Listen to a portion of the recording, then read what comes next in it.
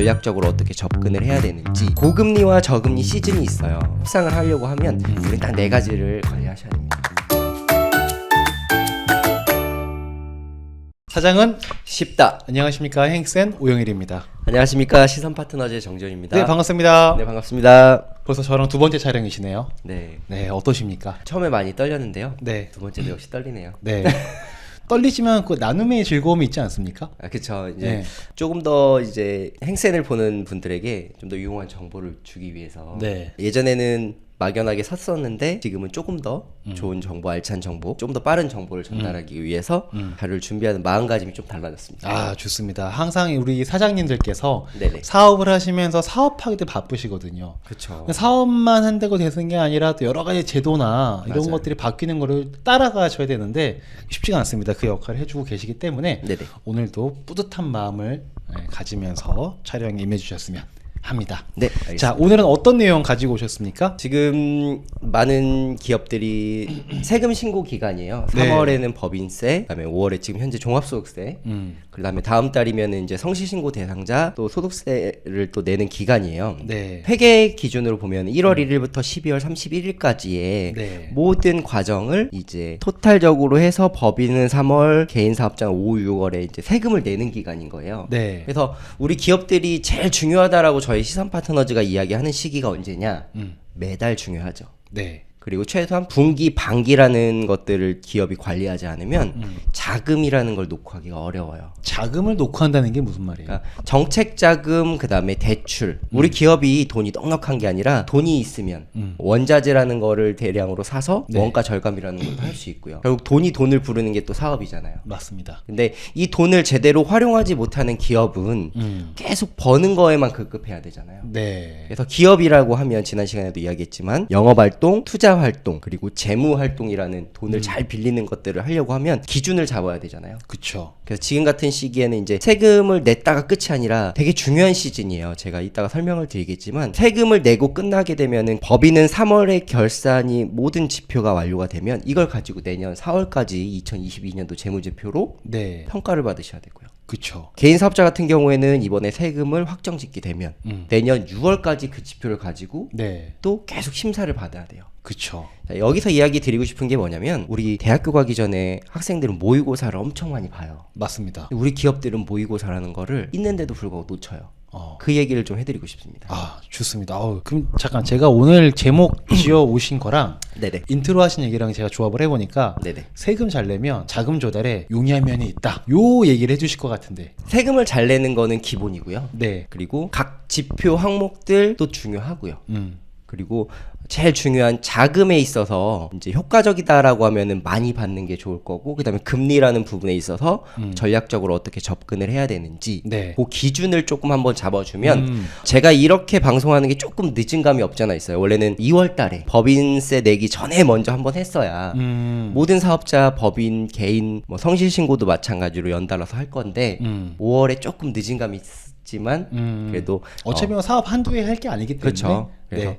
좋습니다. 한번 시작해 주시죠. 네, 3월에는 법인세 신고 기간이고요. 그쵸. 그리고 지금 현재 5월 종합소득세 신고 기간입니다. 맞습니다. 그리고 다음 달이면 우리 또 성실신고 대상자도 세금 납부의 기간이 와요. 네, 시간이 와요. 네. 그래서 자, 이들이 이렇게 월별로 세금을 내는 기간이 발생을 하는데 이들에게 자금이라는 열쇠를 잘 받으려고 하면 주기적으로 해야 될 것들이 있는데 이걸 잘 해야만 자금을 놓고 할 수가 있어요. 자금을 놓고 하려고 하면은 열쇠를 제가 한 이유가 뭐냐면 우리가 모의고사 보듯이 네. 자금을 신청해 보지 않으면 그 기업들의 현재 컨디션이 어떤지 뭐가 부족한지에 대한 점검을 받을 수가 없습니다. 내가 대출이 자금이 당장 필요한 게 아니더라도 네네. 신청을 한번 해보는 게 좋은 건가요? 자금은 빚이에요. 네. 대출이라는 건 빚이기 때문에 사업 계획에 자금이 필요하지 않은 기업들에게는 대출을 받을 이유는 솔직히 없죠. 그쵸. 저희가 시선 파트너가 대출을 권장하는 기업은 아니에요. 네. 그럼에도 자금이라 하면 저희가 대표님들에게 항상 이야기하는 게 자금은 내가 원할 때 빌리는 게 아니라 나라에서 해줄 때 빌리는 거다.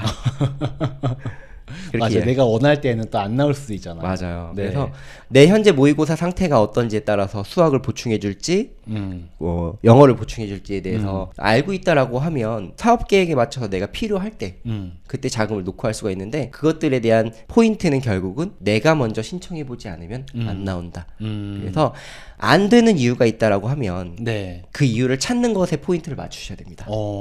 안 됐다고 낙담만 할 게 아니라 네. 그래서 이 부분에 대해서는 제가 뒤에 다시 한번 추후에 설명을 드리겠고요. 자금을 필요한 기업들은 두 가지를 고민할 거예요. 네. 첫 번째는 금리, 두 번째는 한도에 대한 고민을 할 맞아요. 겁니다. 맞아요. 그래서 고금리와 저금리 시즌이 있어요. 우리가 예전 코로나 때는 금리가 상당히 낮았잖아요. 그렇죠. 지금은 어떤가요? 고금리 됐죠. 됐다가 좀 낮아지지 않았나요? 맞아요. 네. 그래서 통상적으로 그냥 고금리라고 할게요. 네. 그래서 고금리에는 어떤 자금이, 그러니까 소위 말해서 은행 대출과 정책 자금이 있는데 이것들을 어떻게 전략적으로 활용해 주는 게 좋을지에 대한 방법을 좀 이야기하려고 합니다. 그래서 자금 중에 금리, 고금리에는 시중은행보다 정책 자금이 유리해요. 네. 왜냐하면 시중은행은 금리가 높고요. 정책 자금은 대체적으로 지원 정책이기 때문에 실제 금리가 은행보다는 좀 낮습니다. 근데 단점이 있어요. 네. 이 단점으로는 정책 자금은 한도가 상당히 낮아요. 골고루 배분해야 된다는 것과 그다음에 평가를 받아야 된다는 거.